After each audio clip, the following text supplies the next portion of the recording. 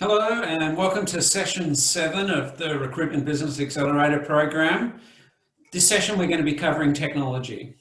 Now, I'm not a technology expert, but I have worked with many recruitment teams and had lots of feedback on all the different technologies that are available. And I've worked with many recruitment clients, consulting to them on their business, and had the opportunity to get so much feedback on what works for them, what they like, what suits their specialty, and the way that they recruit. So the idea of this session is to give you a summary of some things that I've learned before you go through the worksheet exercise to determine areas of potential change and improvement for your own technology setup.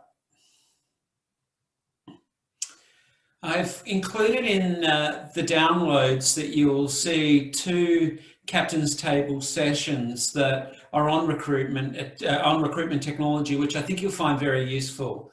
The first one is Recruitment Technology We Love by Jason and James, who twice now have presented on technology that they use as recruiters, and they do a lot of research into what is useful, what is efficient, what is cost effective, and what improves the recruitment process that they offer their clients.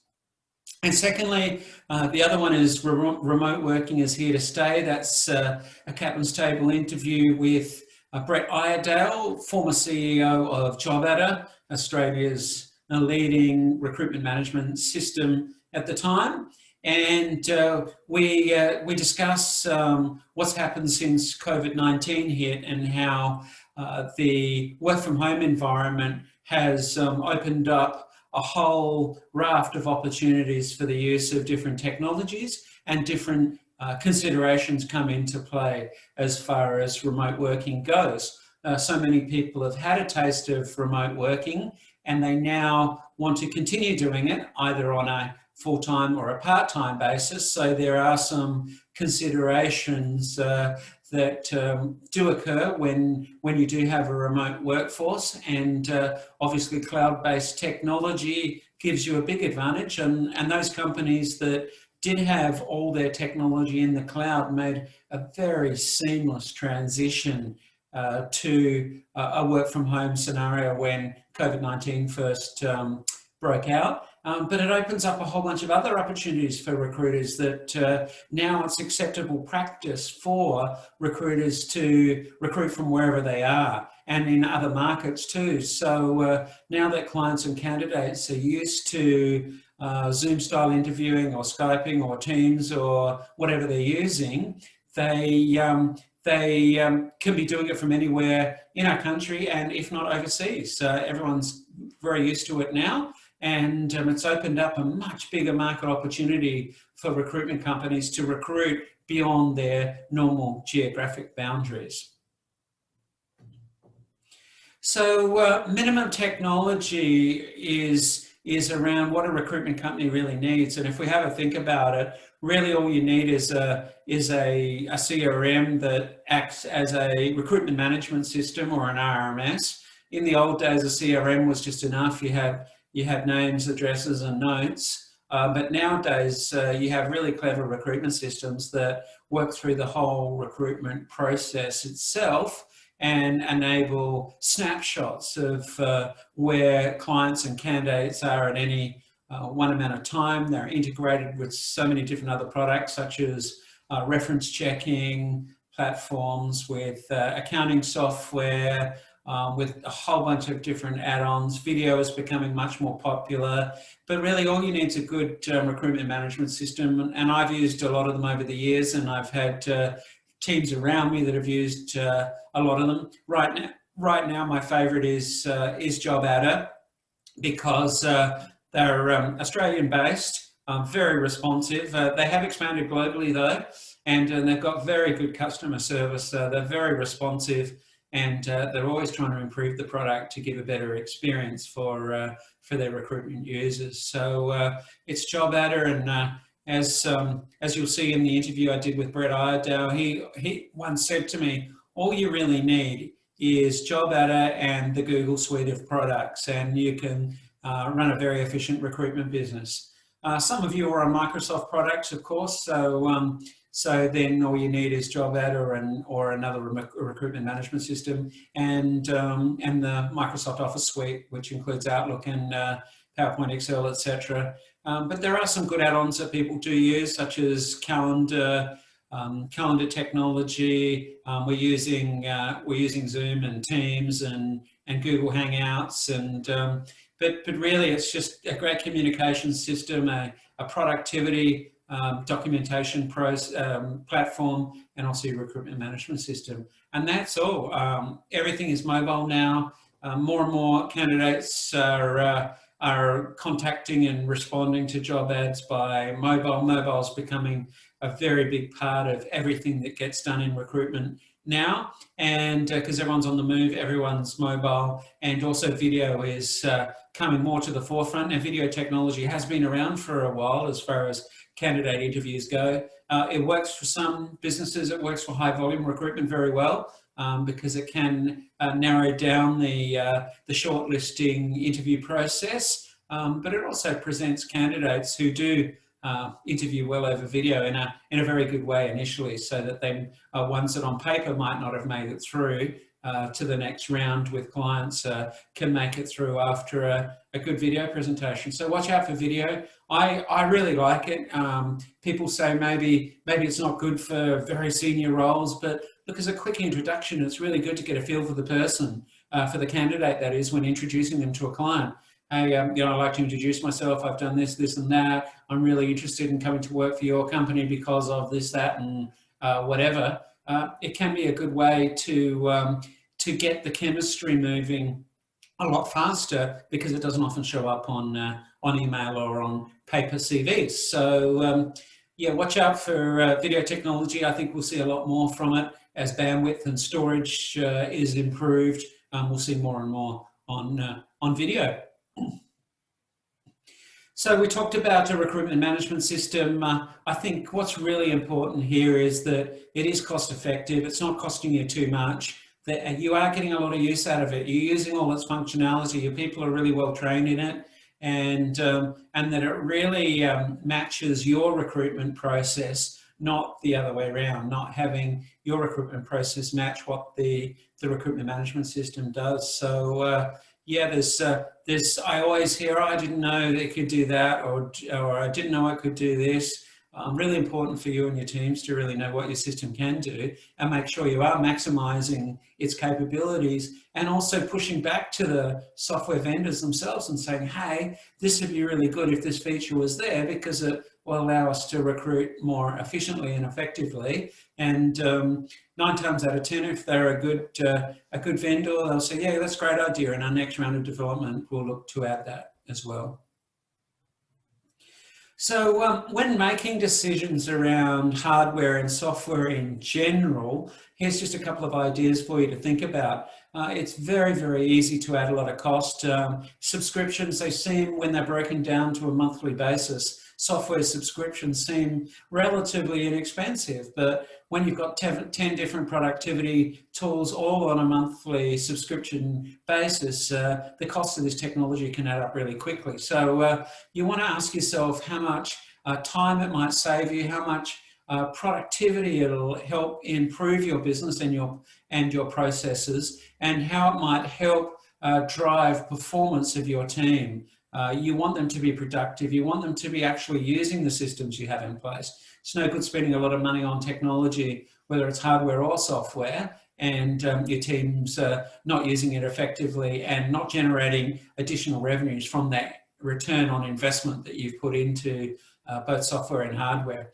As far as hardware goes, not much to say on that. I've seen quite a few recruitment companies move to laptops now because they're more portable. They use less energy, so they're more environmentally effective, if you like. And then it means that your people can take them to meetings, to work from home, wherever they are, and there's some more portability, and that they can be working on the move. And I think big desktops do take up a lot of space. They require a decent sized office, and they also use a lot more energy and power, of course. But that's just one of the things I'm seeing as a trend a much bigger trend towards mobile devices. So the other consideration for you around hardware and software is the integration, checking that it works with the other platforms that you have, checking that there's compatibility there, that you are using all its features, that each product or software service that you use does talk to the other, and that you don't have any glitches along the way. So often there's quite a lot of training required of new staff, of existing clients, and you're going to need to check compliance as well, because you want to make sure your people and yourself are using these systems well. I know for a fact Xero, for example, the accounting software package, I know I don't use its full capability. I know I should, but we need to find the time to make sure that we are fully utilising these great products. They're sitting there thinking about, you know, extra features they can add all the time. It's not much point in us paying lots of money for software and not fully utilising it. So I encourage you to really utilise it, train on it regularly, and make sure you've got buy-in from your team, your clients, and your candidates on the use of whatever add-ons that you integrate into your central technology stack, if you want to call it that. Other considerations, security. Now that more people are working from home, security needs to be better, and a lot of security is inbuilt into many of the current operating systems now, and we don't hear of many viruses anymore. It's more about stealing of information that is one of the biggest security risks, if you like, at the moment. Internally, you can lock down a lot of stuff, but people will find a way of getting information if they really want it. So you've got to do the best that you can around protecting it. I think as far as staff goes, staff will always try and squirrel away some of the important information for them to use at a later date. We've seen many recruitment companies start up from consultants that have left where they're at, and miraculously templates appear that they might have used in the past. And I've worked for a consultant to a recruitment company and seen some of my own templates that I constructed many years before pop up in that business. The person was formerly a staff member in one of the recruitment companies that I own. So, you know, that'll happen, and I guess we accept that, and it's not much point chasing over people doing that.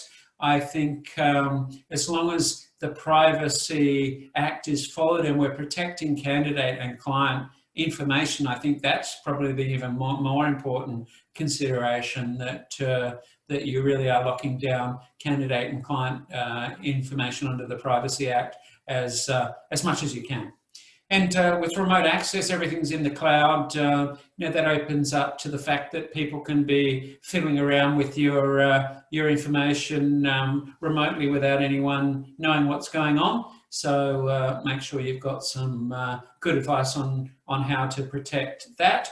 And most importantly, I believe, is having good backup systems for your information. A lot of the software vendors provide it for us in the cloud now, so we don't really need to worry about it.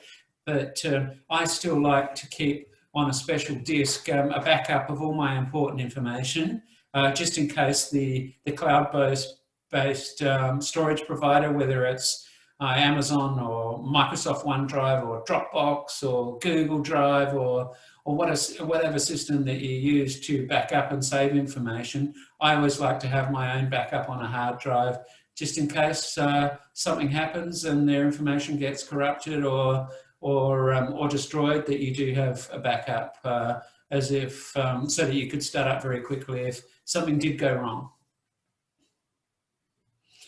And then there's your website. This is the other part of technology, and the website is a combination of your marketing. It's really it's your calling card. It's your brochure, if you like. It's your electronic brochure. And websites have changed quite a bit over the years. They used to be just an information source where companies would go to check out your credentials. Now they're very functioning portals to the recruitment services that you provide. You'll be listing jobs there, applications can be made for those jobs on your website. There's a lot of resources. It's important to have resources there for your clients and your candidates. I think the website needs to talk in the language of not how good you are, but how much you can offer your clients and your candidates, and also your staff, for the attraction of future staff. You know, what makes your recruitment company really stand out as a quality employer, as a quality provider of recruitment services. And that's why I really advise to put as much valuable content as you can, because that'll help with your SEO or search engine optimization, but it also shows that you really do want to share good quality information. And some of the bare minimums might include some interview tips, some resume writing tips, what a recruitment process looks like, how you really add value to a client's recruitment process, how you add value to the candidate journey, and why candidates should use you exclusively, and why clients should be utilising your services exclusively as well. So not just written blog posts, but now, as I mentioned before, video is more and more popular. Some people like to consume information visually and in short snippets, so not too long, but video adds that extra element of human contact, which is a very important point that I wanted to make here. And I'll make it again at the end of this short introduction on technology. And that is, we really have to use technology to improve the recruitment process, to improve the efficiency of our delivery, but not at the expense of personal relationships and building rapport, and that really important chemistry that happens when we are face-to-face in meetings with clients and candidates and staff. And that's why I think video adds back some of that element that can be lost in very simple one or two dimensional written communications. So on your website, back to your website, functional, updated, keep it modern and keep it fresh.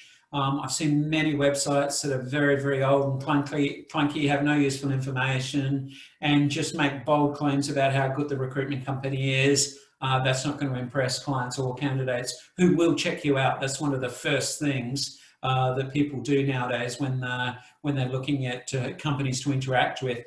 Video, I've mentioned, really important. Bandwidth is cheap now. It's really easy to make very short and sharp videos, and they display really well on modern hardware and software platforms as well. And then finally, I encourage you to constantly compare your site with other recruitment companies out there. Just spend some time looking at what other companies are doing and what best practice looks like as far as websites go. And you'll very, very quickly get an idea of where your website is compared to other recruitment companies out there. And then a final word on technology.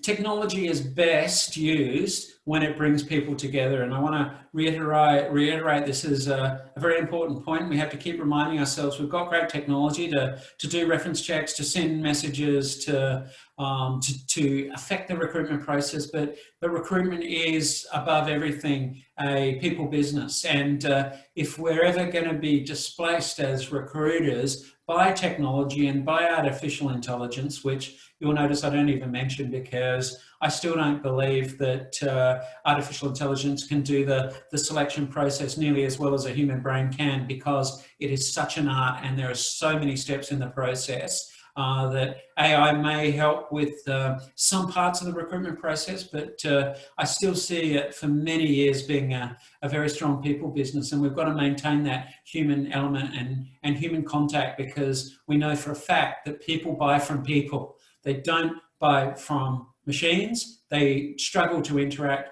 with machines. They want to be interacting with people. People want to be interacting with people. But I think what we need to do is use the technology to improve the efficiency and effectiveness of our communication and of the quality of our recruitment and recruitment marketing practices. So I hope that gave you some ideas around technology. Short, sharp and simple. Go through the exercises in the workbook that's to follow. Have a look at the two Captain's Table meetings that I mentioned, please, and complete your actions and update them, ready to move on to the next session. So thank you very much for joining me.